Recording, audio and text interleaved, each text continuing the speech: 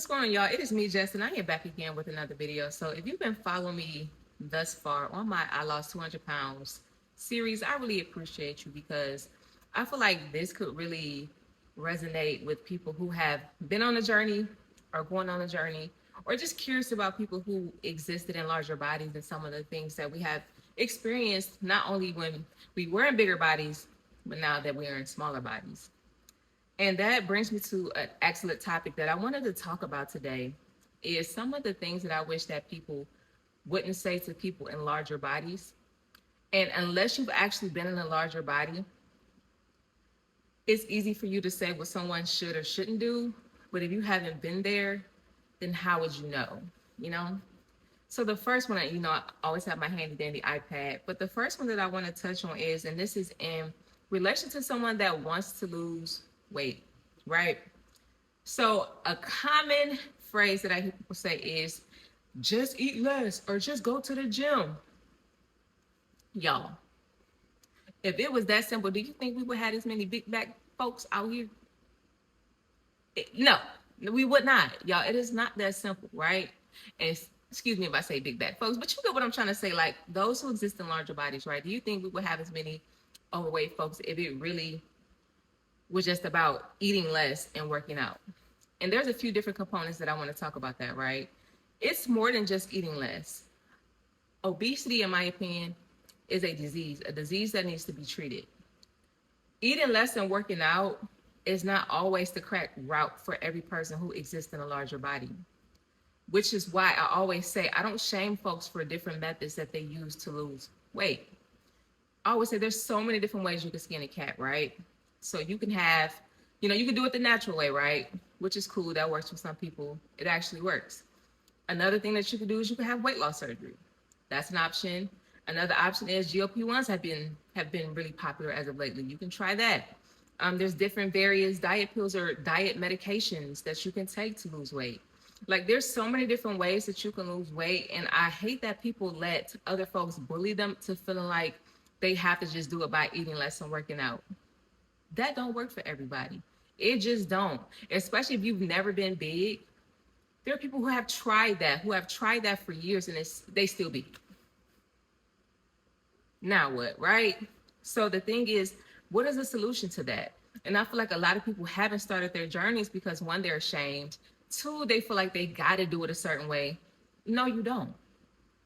And they feel like if they go a certain route that people are going to talk about them, but F them. So you would rather be in a 500-pound body because you're afraid that somebody's going to say that you took an easy way out. And I'm going to say this too. Getting a surgery, getting a GLP, these are all tools, y'all. This is not the easy way out because even when you do have these things, you still have to, one, maintain it. You can't outwork a bad diet. So even if you get these things, if you don't get your eating and your habits in order, you're going to still be big. These are tools, y'all. Utilize the tools that we have. Stop letting people bully y'all into feeling like if you don't do it by eating less and working out, then like you didn't put in the work. You put in the work regardless. It takes guts to go under somebody's knife on the table. It takes guts to inject yourself with a GOP, I can't even get it right, GLP-1, right?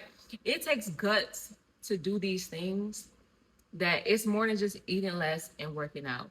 And I want to talk a little bit about the working out aspect of it as well. Like I said before, you can't outwork a bad diet no matter what you do. Okay. So you have to get that in order. And I always tell people when you want to start losing weight, I would rather you hold off on the exercise, baby, because working out and you still eating, overeating, or doing something, it really does you no good, right? Getting your weight down is about 70 to 80% of that. What you put in your mouth, what's in that kitchen is about 70, 80% of that journey. The working out is about 20%. And when you get to your weight loss goal, then you start utilizing those workouts and those weightlifting things to mold and tone your body the way that you want to. But right now, that should be the least of your concerns. What you should be worried about is what kind of food you got in your refrigerator. Okay? And if it's a white refrigerator, but that's neither here nor there, right? So I just wanted to reiterate that, y'all. Do what works for you. If you've tried to work out and go to the gym and it didn't work, then go talk to a doctor. See what your options are. You don't have to exist and be uncomfortable in a bigger body if you don't want to. Some people, you don't have to choose this life. There's so much more on the other side of that that I wish people understood. So just telling people to eat less and work out, it's not that simple. And stop shaming people for trying different methods that they need to do to lose weight. The next thing is, have you tried keto? Y'all love asking somebody if they try X, Y, and Z. Most of the time, people who are on a weight loss journey who have tried to lose weight, they've tried multiple things. Y'all, when you big, like big, like I was, you try, and I did try keto at one point. Judge mama, not me. But it's more than just like trying to keto or trying to diet or trying intermittent fasting. Like, and this is the thing that leads to one, folks gaining weight back and not keeping it off because you keep going into these fads and what's in and what's out, when you could just lock in on a plan and just get it done. You don't have to starve yourself. You don't have to remove every single thing out your diet to lose weight. It's about a lifestyle change, right? So asking people if they try different other things to lose weight, in my opinion, is counterproductive. Another one is, you don't need surgery. Yes, the hell, some of y'all do. Believe it or not, some of y'all need it. Okay? Some people actually need it. So stop telling people that they don't. And then next, when people do start losing the weight, then y'all tell people that they're losing weight too fast, but don't get too small, don't get too skinny. Y'all, if you knew what it took to lose weight, the things that you experienced in a larger body, and then the process of losing weight is so hard. It's mind over matter. So then you tell somebody, well, don't lose too much weight, don't get too small. Do you know how hurtful that can be?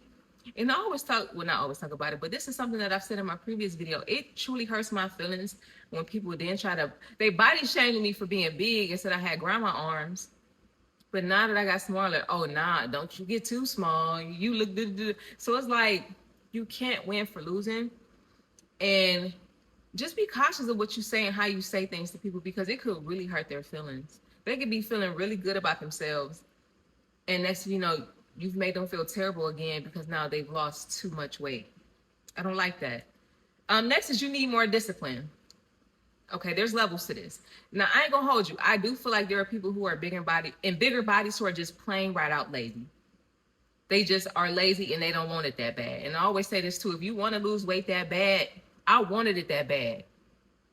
I wanted it that bad. That's why I'm at where I'm at right now. Okay? But there are people who don't want it that bad. Well, I'm saying this to say, you need more discipline. It's not that simple. There are people who have tried different ways to lose weight, but guess what? They've tried working out and eating less. It didn't work for them. So now they need a surgery. So is it a discipline issue? No, it's not. Is they need to try a different route to get to their goal. So these are some things you should be cognizant about when you're talking to someone who are in a larger body. A lot of these nuances, it's not that simple, y'all. Another one is, and I'm kind of going to go to more so the vain sides of things that like people would say is,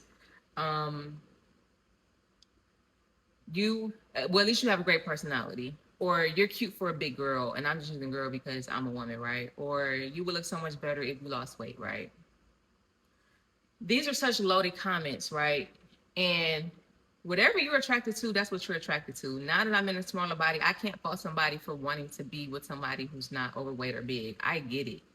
But we're not going to sit here and act like there are people who are obese, overweight, who look way better than the people walking around here in a size 2. I mean, when I tell you there are some larger women who face card eat down, I mean down, and I was one of them, but, or even like larger men, there are a lot of handsome larger men, right? So to say that you're cute for this or you're cute for that, it insinuates that, or kind of, in my opinion, negates the fact that they are attractive, or you're cute for this or you're cute for that. Like, why can't they just be attractive? Now, you might not be attracted to them because of the size or the body that they're in, but it is hurtful when you tell people that they are bigger. I mean, that they are cute for a big girl, as if, you know, like their size should be a factor on whether or not somebody is attractive, and that's subjective, right? But overall, I think the point that you get the point that I'm trying to make. Another one is, You're not fat, you're beautiful. This one is irritating, okay? Because when somebody talks about their size and their body size and they talk about like not liking their body, you negate their feelings when you tell them, "Oh no, you're not big, you're not fat, you're beautiful," or he would love a chance with you. You're beautiful. You're not big. One, yes, you are big. Two, yes, you are still beautiful. But stop negating people's feelings by trying to soothe them by saying that no, you're not this. You're beautiful. You know what I mean? It's like, okay. Another one is that you carry it well, or you carry your weight well, or like things that are along those lines, right? Unless you've existed in a larger body, you don't know some of the things that people go through when they are in those, larger bodies. What looks to you as if they carry it well, they could be dealing with a whole lot. Oftentimes, people who are big or overweight or obese, they deal with daily pain, uncomfortability. Their thighs could be rubbing together, their joints could be hurting. So when you say these things, I get it. Yeah, it can make them feel good in the moment, but on the flip side of that, you just never really know what somebody's going through. So you have to be cognizant of what you say and how you say things to people. Something else I would say is, oh, I would never date a big person. One, don't say what you would never do.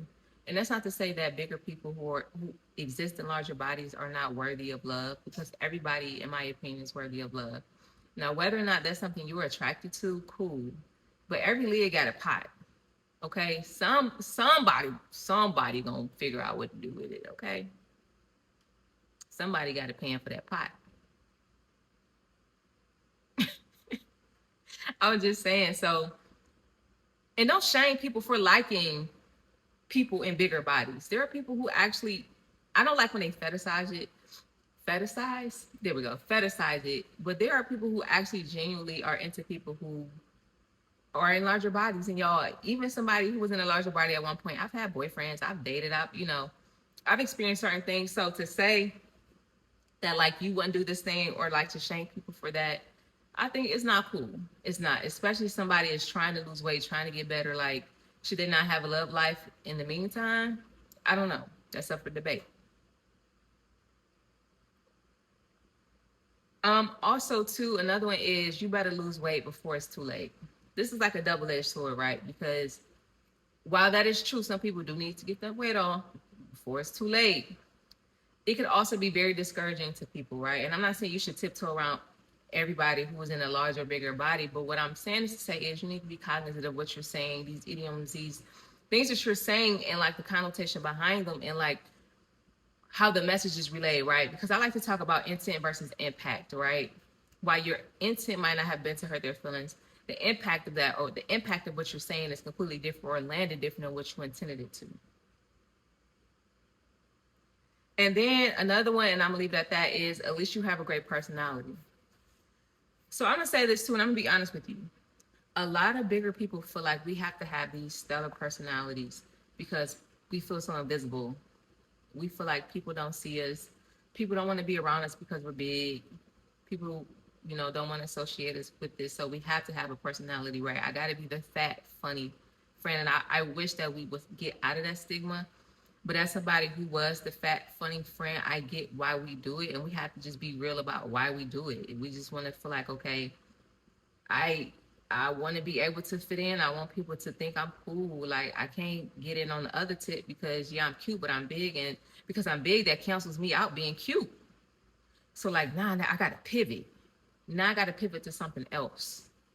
And what does that look like? My personality, which is why it's so interesting because my personality now that I'm smaller is almost polar opposite of, you know, how I was when I was bigger. I always talk about being a life of the party. Like, I mean, I was just, but like now I find myself losing weight made me more, not, it made me a little bit more recluse, but it made me softer. I feel like losing weight made me more feminine, and it made me kind of navigate the world very differently than when I did when I was bigger. And I don't know if anybody can relate to what I'm saying, but I'm saying this to say, if you're in a larger body, if you're overweight or if you're big, please don't let people, don't feel like you have to be the fat funny friend to fit in. The people who rocking with you are gonna rock with you regardless. Okay. So I'm gonna leave it here. These are some things that you just need to be cautious about what you say when you are speaking to someone who are in a larger body, or some of the things that they're going through, or things you need to be cognizant of, and things that you just shouldn't say because one is not appropriate, two, it could land terribly. Okay. So yeah, we'll be back with episode 10 very soon. And yeah, bye.